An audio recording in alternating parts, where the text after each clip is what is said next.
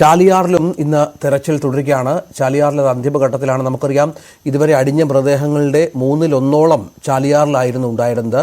വിവിധ മേഖലകളിൽ നിന്നായി കണ്ടെത്തിയത് 198 മൃതദേഹങ്ങളാണ്. തെരച്ചിലിന് കൂടുതൽ ഉപകരണങ്ങൾ എത്തിച്ചിട്ടുണ്ട്. സൈന്യത്തിന്റെ നേതൃത്വത്തിൽ ദുരന്ത മേഖലയിൽ റഡാർ പരിശോധനയും തുടരുന്നുണ്ട്. തീർച്ചയായും ഇന്ന് ചില പ്രത്യേക കേന്ദ്രങ്ങൾ, അതായത് ഫോക്കസ്ഡ് ആയ ഏരിയകളിലാണ് തെരച്ചിൽ നടത്തുന്നത്. ഈ രക്ഷാ സംഘത്തിന്റെ ഭാഷയിൽ പറഞ്ഞാൽ അങ്ങനെയുള്ള ഇടങ്ങളിലാണ് തെരച്ചിൽ നടത്തുന്നത്. നമുക്കിപ്പോൾ ദൃശ്യങ്ങളിൽ കാണാം, ആർമി റഡാർ ഉപയോഗിച്ച് ചില സൂക്ഷ്മമായ പരിശോധനകൾ നടത്തുന്നുണ്ട്. അത് മുണ്ടക്കൈ ഭാഗത്ത് കഴിഞ്ഞ ദിവസം ജീവന്റെ തുടിപ്പുണ്ട് എന്ന് സിഗ്നൽ കിട്ടിയ ശേഷം തെരച്ചിൽ നടത്തിയ സ്ഥലമാണ്. ആ കലുങ്കിന് തൊട്ട് മുകൾ ഭാഗത്ത് ആ ദൃശ്യങ്ങളിൽ കാണുന്ന ആ ഭാഗത്തുള്ള കലുങ്കിലായിരുന്നു ആ യുവാക്കൾ കയറി വൃത്തിയാക്കുകയും അവിടെ കുഴിച്ച് പരിശോധന നടത്തുകയും ഒക്കെ ചെയ്തു. അന്ന് പരിശോധന നടത്തിയ ഒരു കെട്ടിടമുണ്ടായിരുന്നു, 2 നില കെട്ടിടം. ആ കെട്ടിടത്തിന്റെ സമീപത്താണ് നമ്മളിപ്പോൾ നിൽക്കുന്നത്. ഏതാണ്ട് അതിനോട് ചേർന്ന ഭാഗത്ത് തന്നെയാണ് ഇപ്പോഴും ആ റഡാർ പരിശോധന നടക്കുന്നത്. രാവിലെ മുതൽ ആ മേഖലകളിലാണ് അവർ കൂടുതലും ആ പരിശോധന നടത്തുന്നത്. മറ്റൊരിടത്തേക്കും മാറിയിട്ടുമില്ല എന്നതാണ് ഏറെ ശ്രദ്ധേയമായ കാര്യം. ഉദ്യോഗസ്ഥർ ആ ഭാഗത്തേക്ക് ആളുകളെ കടത്തിവിടുന്നുമില്ല. ആ ഭാഗത്തൂടെ വഴി അടച്ചിട്ടിരിക്കുന്നു എന്നതും ശ്രദ്ധേയമായ കാര്യമാണ്. എന്തായാലും എന്തോ ഒരു ലീഡുണ്ട്, അതേ തുടർന്നുള്ള പരിശോധനയാണ് എന്നാണ് നമുക്ക് ഈ ഘട്ടത്തിൽ മനസ്സിലാക്കാൻ കഴിയുന്നത്. അതിനെക്കുറിച്ചുള്ള കൂടുതൽ വിശദാംശങ്ങൾ ഉദ്യോഗസ്ഥർ നമ്മളോട് പങ്കുവെക്കുന്നുമില്ല.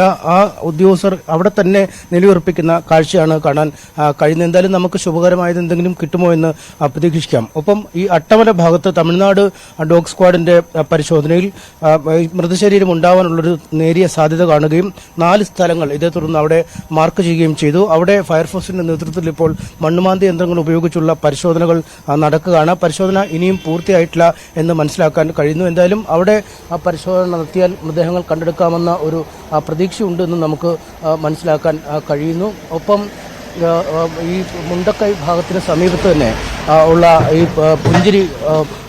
പുഞ്ചിരിമട്ടം എന്ന സ്ഥലത്ത് ആ സ്ഥലത്തും ഈ ഒരു ശരീരം ഉണ്ടോ എന്നൊരു സംശയമുണ്ടായിരുന്നു.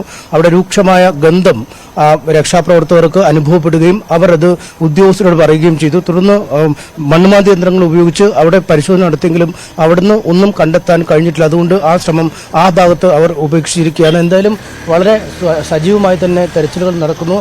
ചില മേഖലകൾ ഇന്ന് തെരച്ചിലിൽ നിന്ന് പാടെ ഒഴിവാക്കിയതായും നമുക്ക് കാണാൻ കഴിയുന്നു. കാരണം എല്ലായിടത്തും ഒരുപോലെ കാടിളക്കി ആദ്യ ദിവസങ്ങൾ നടത്തിയ തെരച്ചിൽ പോലെ തെരച്ചിൽ നടത്തിയാൽ കാര്യമില്ല എന്ന കാരണങ്ങൾ കൊണ്ട് തന്നെയാണ് കൃത്യമായ മേഖലകൾ തിരിച്ച് എന്തെങ്കിലും സംശയങ്ങൾ തോന്നുന്ന അല്ലെങ്കിൽ ജനവാസ മേഖലകൾ കൂടുതലായുള്ള ഇടങ്ങളിൽ ഈ ആളുകളെ കാണാതായെന്ന് പരാതി ലഭിച്ച ഇടങ്ങളിൽ നിന്നൊക്കെയാണ് ഇപ്പോൾ പരിശോധന നടത്തിയിരിക്കുന്നത്. എന്തായാലും ഈ മുണ്ടക്കൈ ഭാഗത്തെ റഡാർ പരിശോധന ഇപ്പോഴും തുടരുകയാണ്.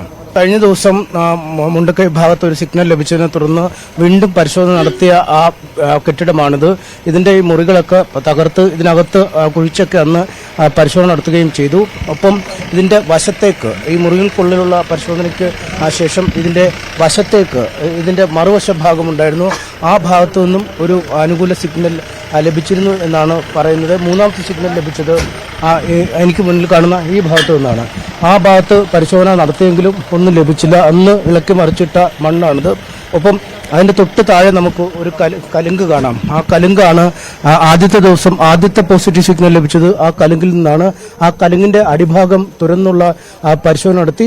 ആ പരിശോധനയ്ക്ക് പിന്നാലെയാണ് പിന്നെ 2ാമത് സിഗ്നൽ ലഭിച്ചത്. 3ാമത്തെ സിഗ്നൽ ലഭിച്ചത് ഈ കെട്ടിടത്തിന്റെ സമീപത്തുള്ള ഈ പ്രദേശത്തു നിന്നും അവിടെയും പരിശോധന നടത്തി. ഇതിനുശേഷമാണ് ഇപ്പോൾ ഇതിന് ഏതാണ്ട് 50 മീറ്റർ പോലും ദൂരമില്ലാത്ത ഒരിടത്താണ് റഡാർ ഇപ്പോഴും ഉള്ളത്. ഉദ്യോഗസ്ഥർ രാവിലെ മുതൽ തന്നെ ആ പ്രദേശത്ത് തന്നെ പരിശോധന നടത്തുകയും ചെയ്യുന്നു. അവിടേക്ക് ആരെയും കടത്തിവിടുന്നില്ല. നമുക്ക് കാണാം ദൃശ്യങ്ങളിൽ അവിടെ ഒരു ആൾ പോലും വേറെ ഇല്ല. സുരക്ഷാ സേനയോ അല്ലെങ്കിൽ മറ്റ് സൈനിക ആളുകളോ അല്ലെങ്കിൽ രക്ഷാ ദൗത്യ സംഘത്തിൽപ്പെട്ട ആരുമില്ല. ഒരു ഉദ്യോഗസ്ഥൻ തനിച്ചാണ് ആ പരിശോധന നടത്തുന്നത്. മറുവശത്താണ് അത് നിയന്ത്രിക്കുന്ന ചില സംവിധാനങ്ങളുമായി 2-3 ഉദ്യോഗസ്ഥർ ഇരിക്കുന്നതും കാണാം. എന്തായാലും എന്താണ് സംഭവിക്കുന്നത് എന്നതിനെക്കുറിച്ച് ഇപ്പോഴും നമുക്ക് വ്യക്തമായ വിവരമില്ല. അവിടെ എന്തോ ഗൗരവമുള്ള ഒരു കാര്യം നടക്കുന്നു എന്ന കാര്യം ഉറപ്പാണ്. ഒരുപക്ഷെ കൂടുതൽ വിശദാംശങ്ങൾ നമുക്ക് പിന്നീട് നൽകാൻ കഴിയുമെന്ന് പ്രതീക്ഷിക്കുന്നു. എം എസ് സനീഷ് കുമാറാണ് വിവരങ്ങൾ പങ്കുവച്ചത്. കേന്ദ്രമന്ത്രി